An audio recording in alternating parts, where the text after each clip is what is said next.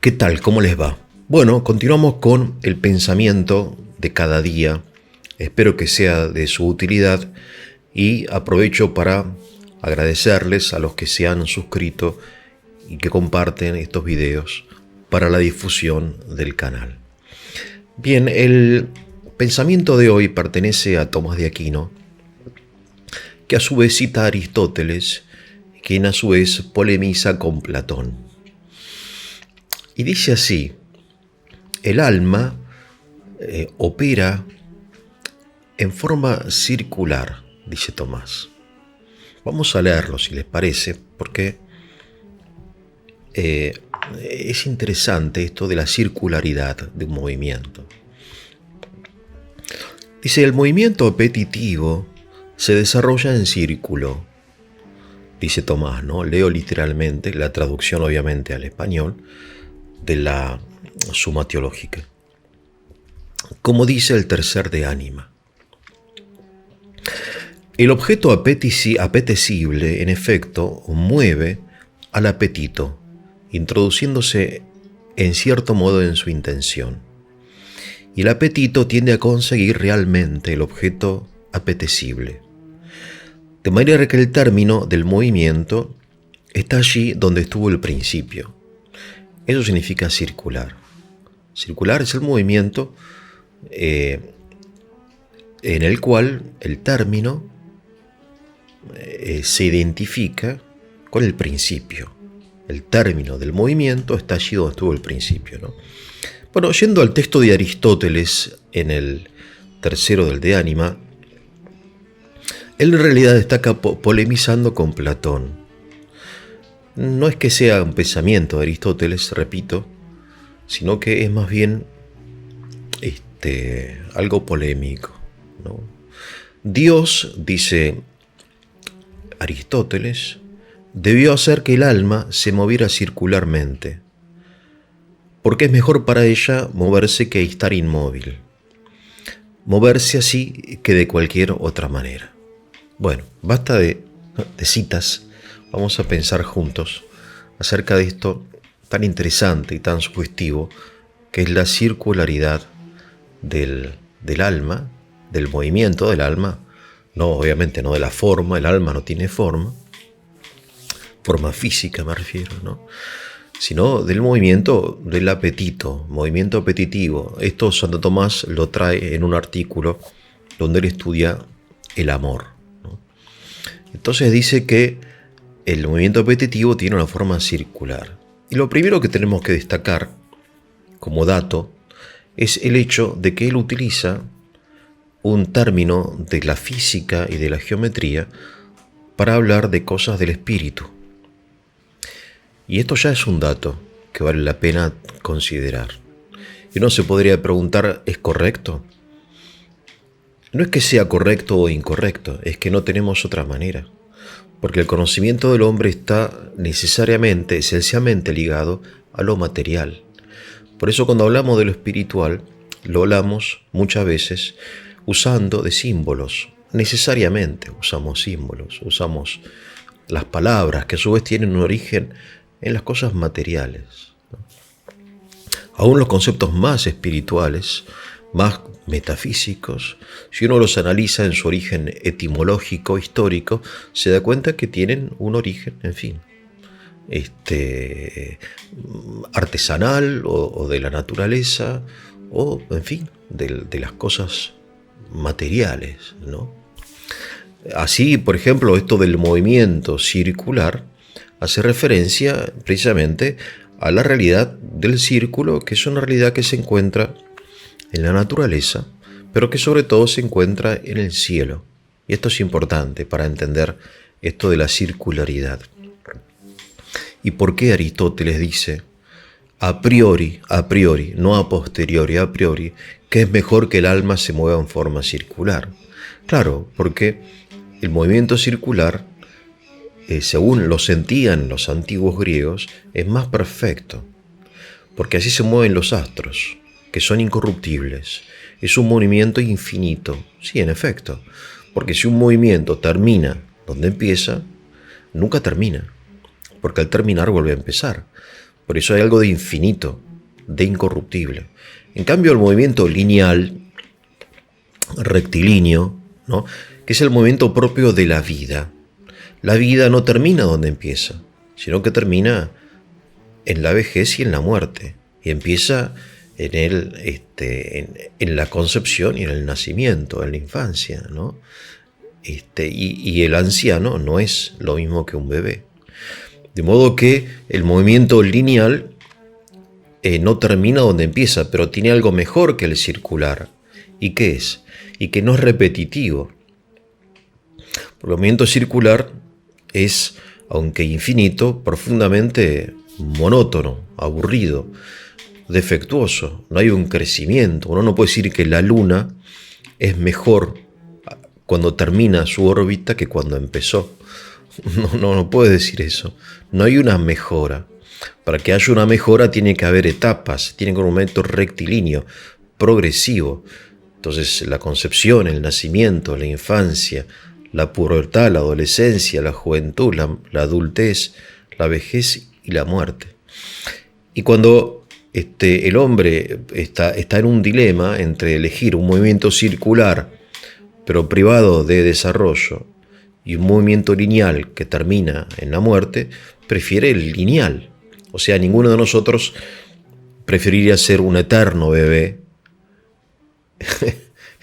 o eternamente niños que crecer, porque uno quiere crecer, por más que el crecimiento te acerque a la muerte, ¿no?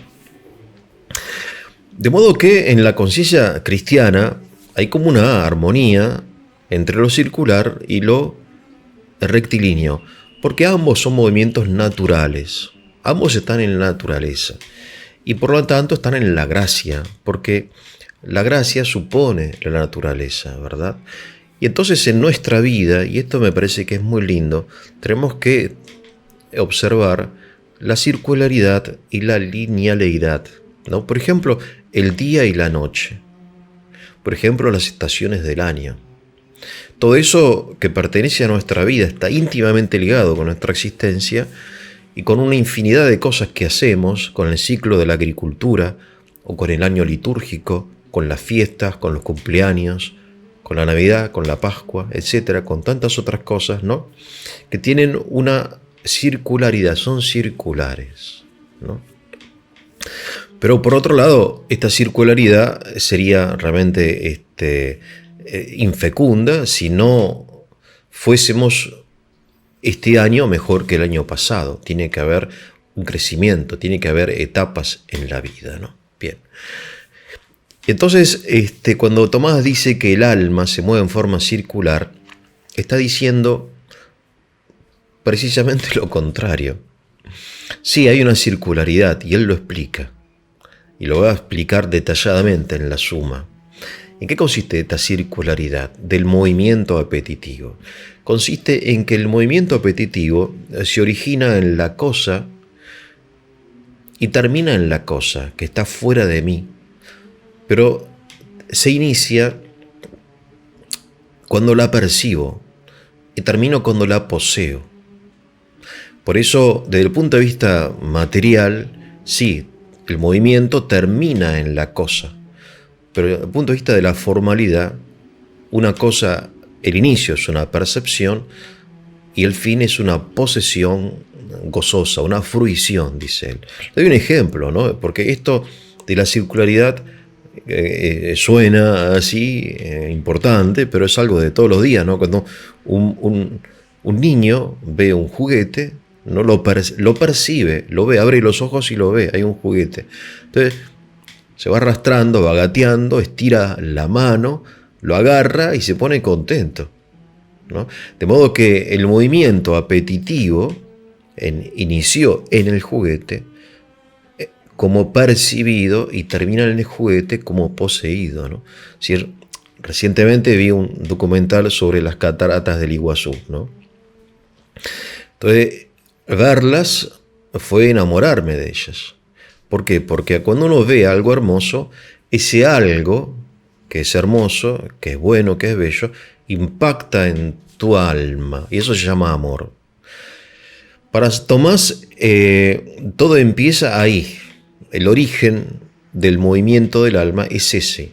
Es la percepción amorosa de algo que se siente como bueno. En este caso, la naturaleza, las cataratas, y no solamente el agua, sino la selva, la flora, la fauna, el sol, el rugir. Todo es algo espectacular, ¿no? Te enamora. Bueno, bien. Entonces, eso que se llama, pero el amor, dice él, es algo pasivo en el alma. Del amor surge algo activo, que es el deseo. Por eso él va a distinguir entre amor y deseo.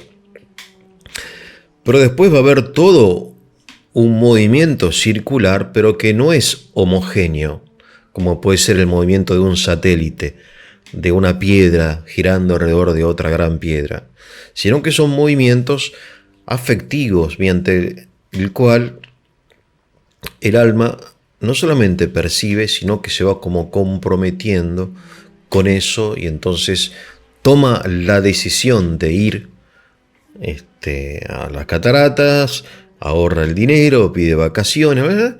Finalmente, después de un año, llega y las ve. Entonces, esa es la posesión, que obviamente es la... Entonces, ¿hasta qué punto eso es circular? ¿Y a qué punto es lineal? Es circular, obviamente, en el sentido de que el movimiento termina donde empezó, pero es lineal en el sentido de la vida, ¿no? Cosa que no se observa en los astros, en los planetas, ¿no?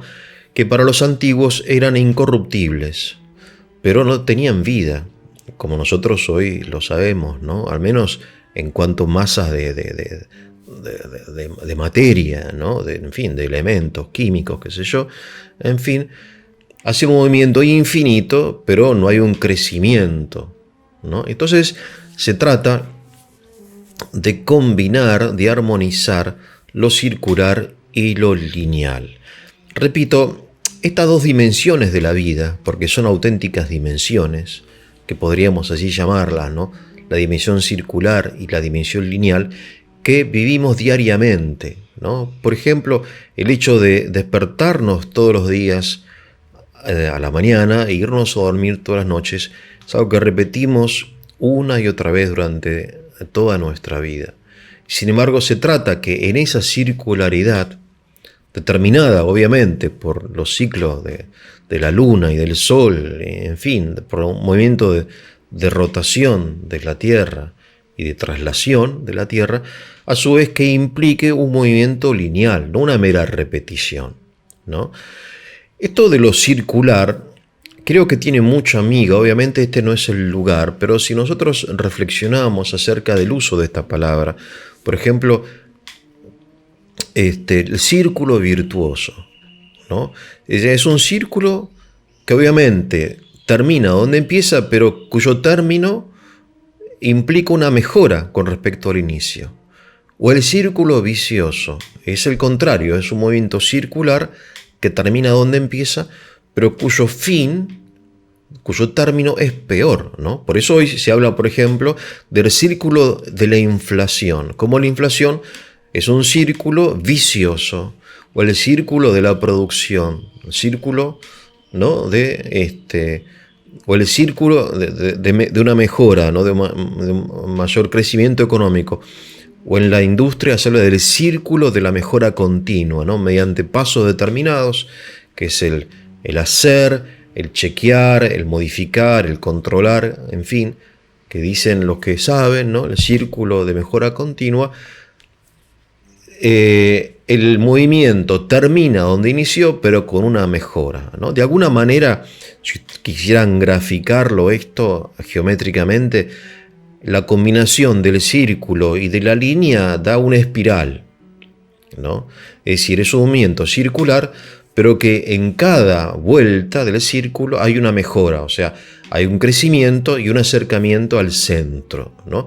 Cerca de esto, de esta simbología, ya lo encontramos en Platón, ¿no? Como el conocimiento, dice Platón, antes que Tomás, dice, la filosofía es circular, porque uno va volviendo sobre los mismos temas, pero mejorando, ¿no? O sea, las relaciones humanas también tienen algo de circular.